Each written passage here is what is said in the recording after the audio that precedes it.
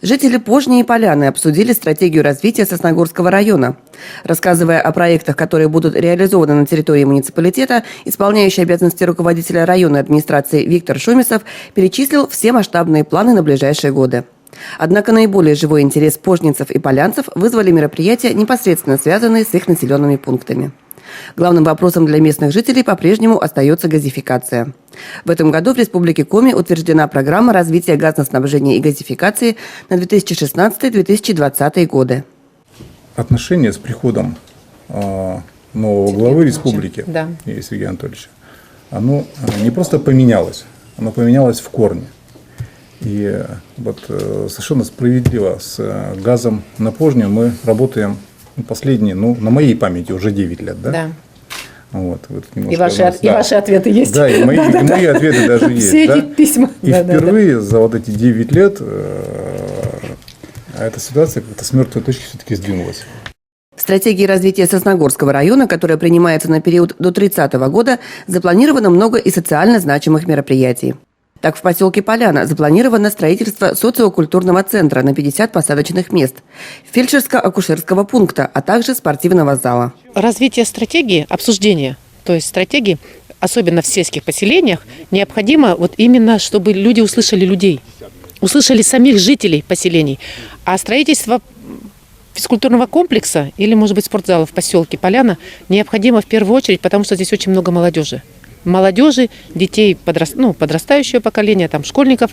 Я считаю, что все-таки в стратегию развития Республики Коми вот именно очень хорошо, если будет запланировано строительство физкультурного комплекса в поселке Поляна. А в деревне Пожня запланированы работы по благоустройству населенного пункта, а также строительство водопровода. Программа развития Сосногорского района получила поддержку сельчан. В августе она будет представлена исполняющему обязанности главы Республики Коми Сергею Гапликову. В обсуждении программы на высшем уровне примут участие и жители Пожни и Поляны. Я, честно говоря, надеюсь, что эти предложения, которые сегодня прозвучали на нашей встрече, они войдут в стратегию развития. И я думаю, что будет проведена по ним работа. Естественно, это нужно время, это нужно деньги. Все мы это понимаем, это не с космоса упадет что-то. Да. Но я думаю, что начнет вестись работа, и люди это увидят, и будет поддержка, конечно, нашей власти. Также на встречах обсудили и проект «Народный бюджет», который стартовал в Республике Коми 1 июля по инициативе руководителя региона Сергея Гапликова. Что это такое?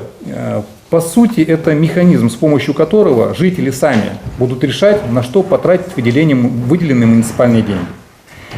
Средства из республики выделяются на развитие малого и среднего бизнеса, это первый большой кусок, культуры, дорожной деятельности, физкультуры и спорта, благоустройства, в том числе с привлечением, это уже, наверное, безработных граждан. Проект «Народный бюджет» вызвал бурное обсуждение. Жители Пожни выступили за появление в деревне детской площадки, оборудованной также спортивными объектами. Надо что-то придумать уже такое, чтобы действительно не было травм, а ведь всякое может быть. И есть ребенок, вы сами прекрасно знаете, что они эмоциональные сейчас у нас дети такие рождаются, они уже, скажем, с полгода уже рады и бежать ногами. Так что мне кажется, что спортивная площадка и эта детская площадка, конечно, нужна на Пожне. У нас там качели такие, какие, наверное, в нашем детстве были. А посмотришь в городе, там как-то все так по-современному, все хорошо. Нужно и для подростков, им некуда идти. А так хоть они и штангами занимаются, и этими занимаются, и выкручиваются. За развитие детского спорта выступили и жители Поляны, которые единодушно проголосовали за то, чтобы в программе «Народный бюджет» появился проект оборудования в поселке спортивной площадки.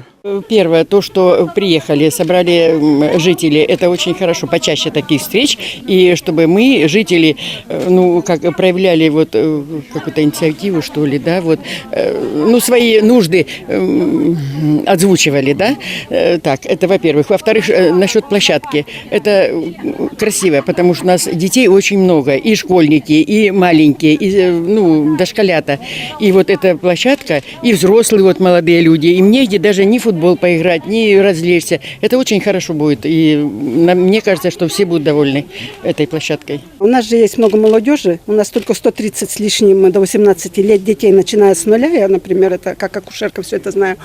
И вообще детям некуда себя деть. Да хотя бы уже они спортом занимались.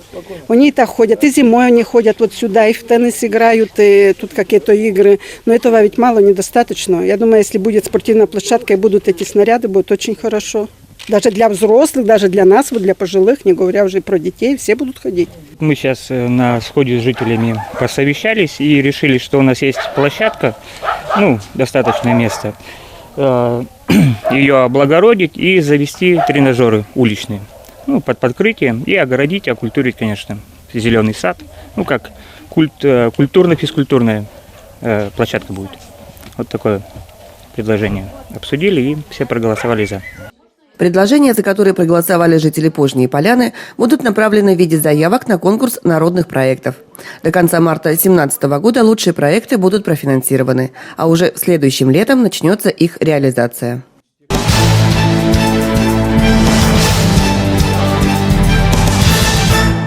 В Сосногорске начались работы по обустройству новой улицы, посвященной предстоящему юбилею республики.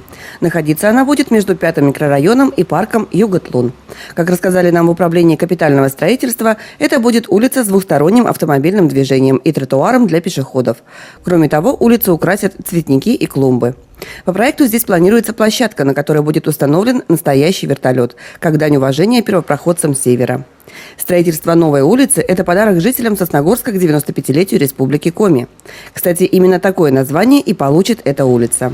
Пока строители не раскрыли нам всех секретов нового объекта, так что смеем предположить, что основные сюрпризы еще впереди.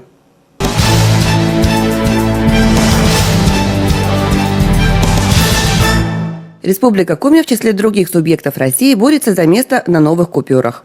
Один из символов региона – столбы выветривания на плато Мань-Пупунер может появиться на денежных знаках, если наберет 5000 голосов до 28 июля.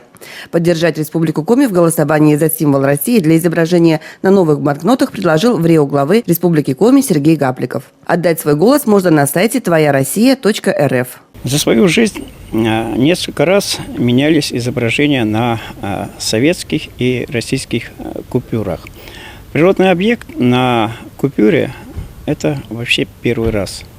И, на мой взгляд, природный объект нет ангажированности ни политической, ни религиозной. И мне кажется, вот такой объект на купюре, он как бы вечный. Его не надо будет менять. Я, конечно, отношусь положительно. И для республики это еще один плюс. Напомню, общероссийский отбор символов для новых банкнот достоинством 200 и 2000 рублей инициировал Банк России. Впервые в истории страны россияне могут самостоятельно предложить и выбрать, что должно быть изображено на новых денежных знаках. Отбор проходит в 3 этапа и завершится 7 октября этого года.